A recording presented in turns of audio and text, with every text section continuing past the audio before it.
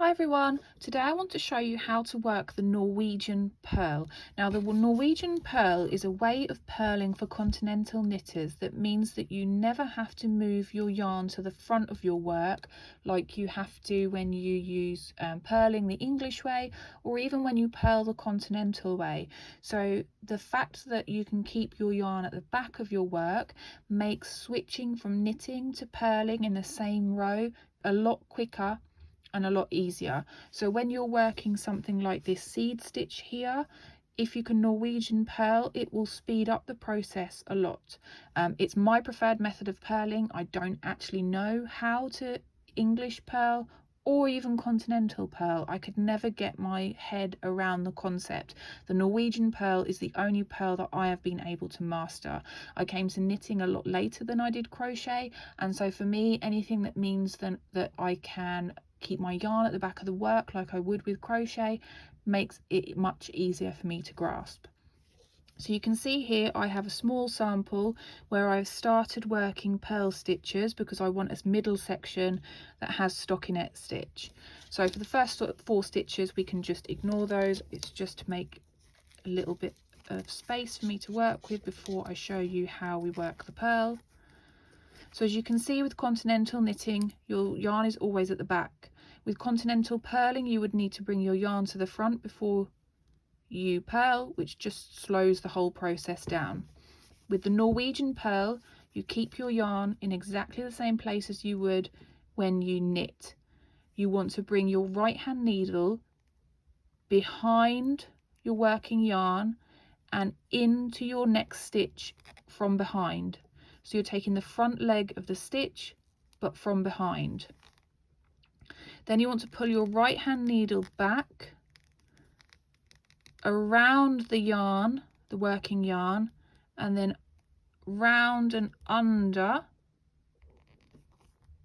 and then you slip this off your needles. You can sometimes find when you work these they're a little bit looser than your knit stitches, so you just want to give a tug on the yarn to tighten it up. So once again, you're popping your right hand needle behind your working yarn. It can help if you just lift your left index finger up a little bit to give a bit more space to work with. So you pull your right hand needle behind your working yarn into the back of the stitch with the yarn still over your needle. I like to hold on to it just so it doesn't slip off.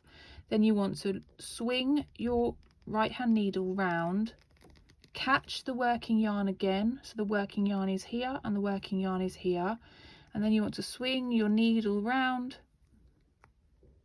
so that the loop comes onto your needles, and then you slide it off your needles. So round from the back into the back of the stitch, round and pick up your yarn again, down and into the stitch you're working into. There you can see the purl bump. Pop your left hand needle out and slide it onto your slide it down your needles and just give a little tug to tighten. Round the back of the working yarn, into the next stitch from the back, round, pick up the working yarn again, so you have like a working yarn sandwich, down into the middle of the stitch and back round, and then slip it off your needles.